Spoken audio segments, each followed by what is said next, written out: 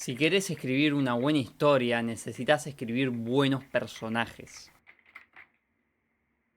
Los personajes son el motor de la historia. Los sucesos o eventos no podrían ocurrir si no fuese por los personajes. No habría ninguna trama en The Voice si no fuese porque Homelander cree que puede hacer lo que se le venga en gana, o si Billy Butcher no creyese que puede combatir y exponer a los Super. No habría Dune sin que el emperador Padilla no creyese que los Atreides son una amenaza para el imperio, y sin la búsqueda de venganza de Paul Muad'Dib. Así que por lógica, para escribir la secuela más grande de la historia, me tengo que centrar en crear personajes sólidos como un bloque de turrón.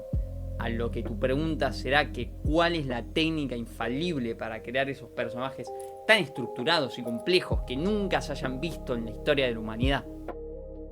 Ninguna.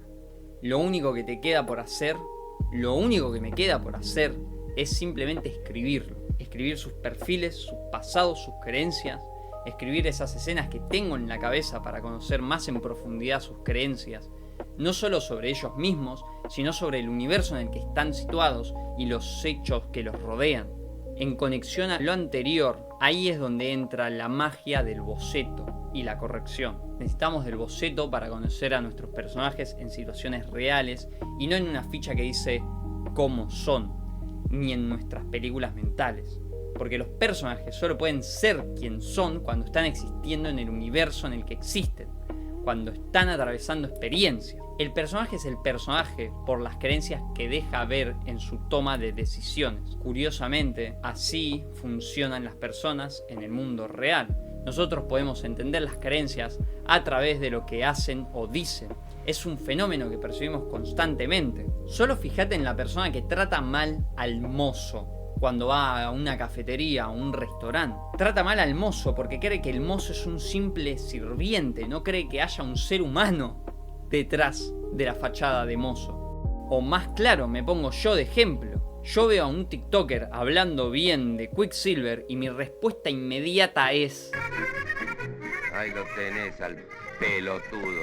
Solo podés percibir mis creencias a través de mis acciones. Por esta razón, toda acción de un personaje tiene que tener algún sentido, porque es un reflejo de su creencia. Pero estas creencias son volátiles y susceptibles a modificación por el entorno que los rodea. En dicho entorno, también hay otros personajes que no comparten sus creencias. Y de este choque surge el conflicto. En mi novela Tenebris Ex Anima, Manuel Emiliano Templeton, tras el descubrimiento de sus poderes y un acontecimiento que no puedo spoilear, decide tomar justicia por mano propia precisamente porque cree que es su deber al poseer este nuevo poder. Él cree que tiene derecho a hacerlo para pagar injusticia con injusticia.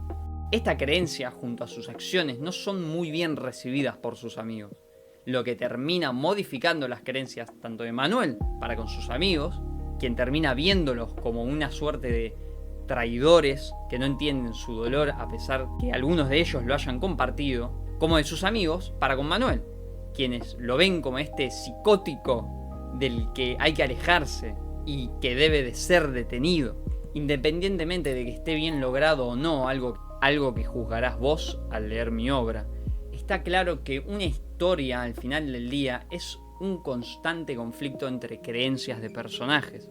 Algunos podrán argumentar que sí hay una ciencia para la escritura de personajes, pero esa ciencia se enfoca más en el resultado final que nosotros percibimos, más que en el proceso entero de creación.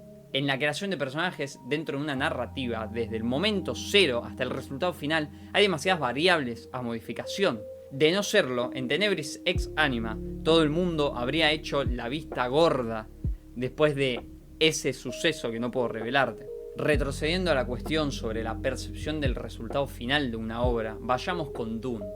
Podemos entender que por causa y consecuencia Paul termina aceptando su rol como Lisan al-Gaib para liderar a los Fremen. Es tan simple como ver que cree firmemente que Arrakis es su feudo legítimo por herencia de su padre y que cree en la posibilidad de venganza contra los Harkonnen y el emperador. Aunque simplista, podemos entender el nexo entre creencia y acción, pero todos sabemos que la trama no es tan sencilla al incluir el terror y tristeza que le generan sus visiones sobre la Guerra Santa, como si bien ve posibilidades de que esta no se concrete, estas posibilidades de no concretación se dan en contextos muy volátiles, en los que una acción podría torcer el camino hacia la yihad nuevamente, como la escena de la caverna, en la que detener la yihad implicaría que todos ellos muriesen en ella.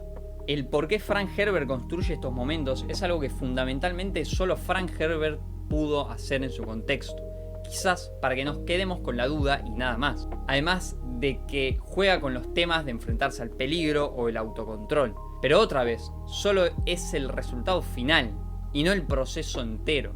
El proceso entero involucra también las demás conexiones que se forjan en una historia para ampliar el significado de lo que estamos leyendo. Al final del día, no puedo evitar sentir que todo el análisis es un poco fútil a la hora de escribir buenos personajes, porque para escribir buenos personajes solo necesitamos que tengan creencias sólidas y contrapuestas las unas a las otras para que se cree el conflicto per se, además de construir herramientas lógicas para el cumplimiento de dicho propósito, como las nucleares en Dune o el compuesto B temporal en The Voice.